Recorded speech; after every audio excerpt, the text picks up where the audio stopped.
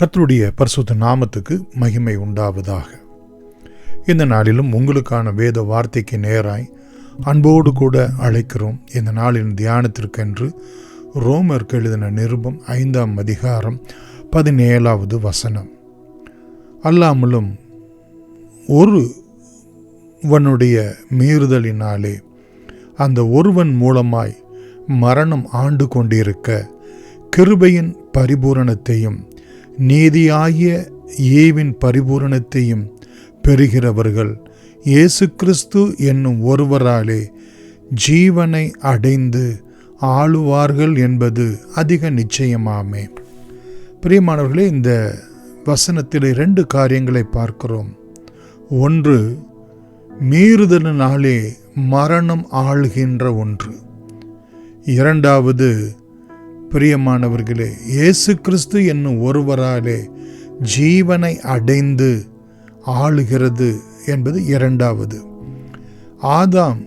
முதலாவது ஆதாம், அவனுடைய மீறுதல் நமக்கு மரணத்தை கொண்டு வந்தது ஒருவன் மூலமாய் என்று பார்க்கிறோம்.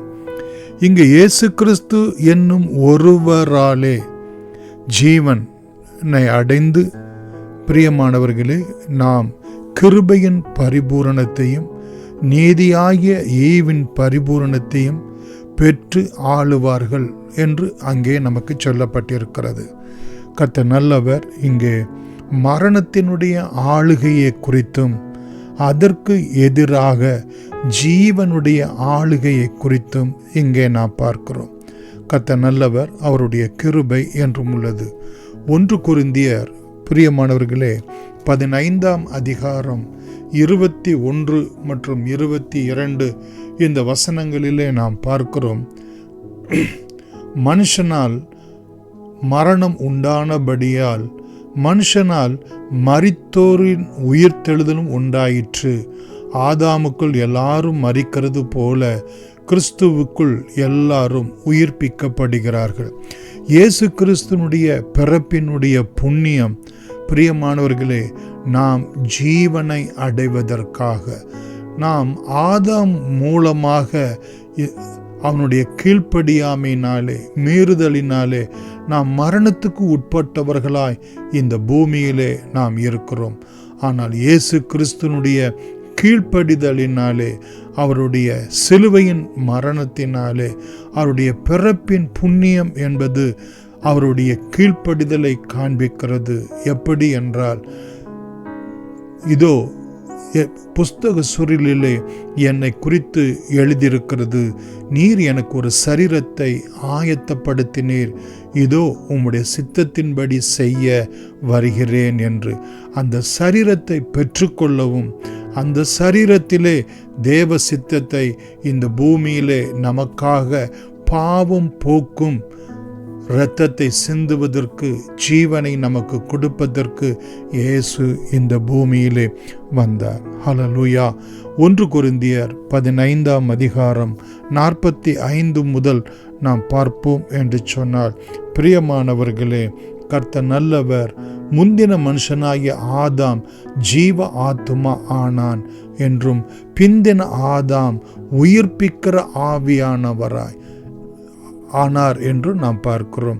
அவர் நம்மை உயிர்ப்பிக்கிற, நமக்குள்ளே ஜீவாத்துமாவை, ஆவி ஆத்துமாவை கொண்டு வருவதற்கு முந்தின மனுஷன், பிந்தின மனுஷனாகிய கிறிஸ்து இயேசுவோ உயிர்ப்பிக்கிற, பாவத்திலும் சாபத்திலும் அக்கிரமத்தில் இருந்த நம்முடைய ஆவி ஆத்துமாவை உயிர்ப்பிக்கிறவராய், நம்முடைய சரீரத்தை உயிர்ப்பிக்கிறவராய் அவர் வந்தார் என்று நாம் பார்க்கிறோம்.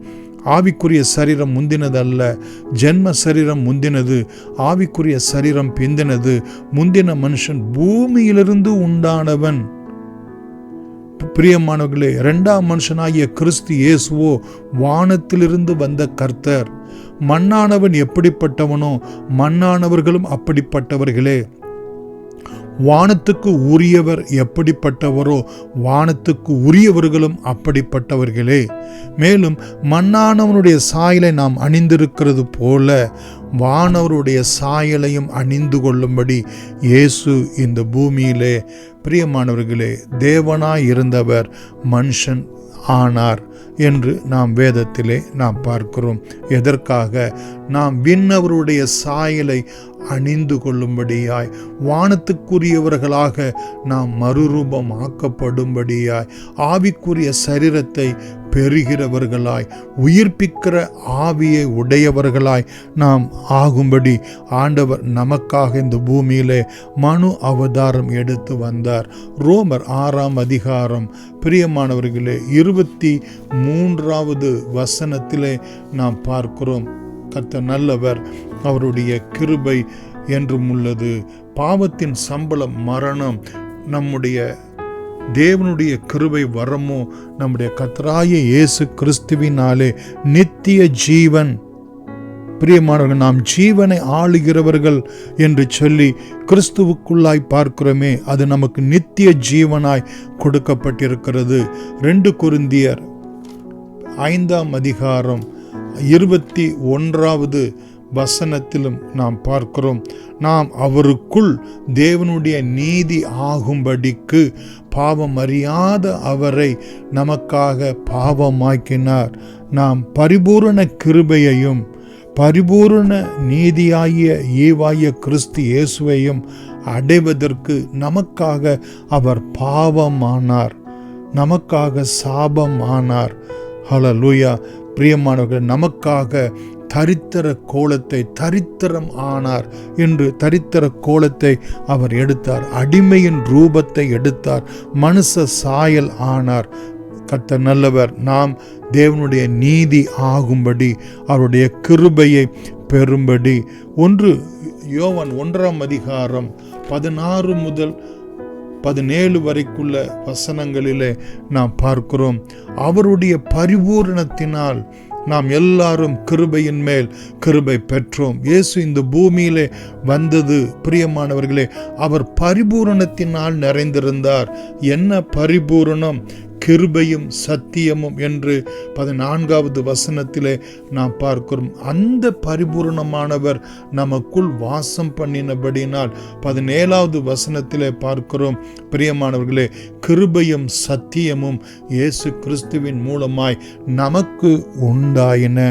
அந்த கிருபை, அந்த நீதி நம்மை ஜீவனை ஆளும்படியாய் நமக்கு தேவன் கிறிஸ்து இயேசுவின் மூலமாய் அனுக்கிரகம் பண்ணுகிறவராய் இருக்கிறார். யோவான் 10:10 பார்க்கிறோம். திருடன் திருடவும் கொல்லவும் அழிக்கவுமே வருகிறான் என்று வேறு ஒன்றுக்கும் வரான், ஆனால் நானோ அவைகளுக்கு ஜீவன் உண்டாயிருக்கவும் அந்த ஜீவன் பரிபூரணப்படவுமே வந்தேன் என்று சொல்லி ஆண்டவர் சொல்லுகிறதை பார்க்கிறோம். எபேசியர் 2ஆம் அதிகாரம் 8 மற்றும் 9வது வசனத்திலே கிருபையினாலே விசுவாசத்தை கொண்டு ரட்சிக்கப்பட்டோம். இது நம்மளால் உண்டானது அல்ல, தேவனுடைய ஈவு. ஒருவரும் பெருமை பாராட்டாதபடிக்கு இது கிரியையினால் உண்டானது அல்ல, கிறிஸ்து இயேசுவினால் நமக்கு உண்டான ஜீவன். இது கிருபையின் பரிபூரணம், நீதியாகிய ஈவின் பரிபூரணமாகிய கிறிஸ்து இயேசுவினாலே நமக்கு நித்திய ஜீவனை ஆளும் பாக்கியம் அவருடைய பிறப்பின் புண்ணியத்தின் மூலமாய் உங்களுக்கும் எனக்கும் கிருபையாய் கொடுக்கப்பட்டிருக்கிறது. கர்த்தர் உங்களை ஆசீர்வதிப்பாராக. God bless you.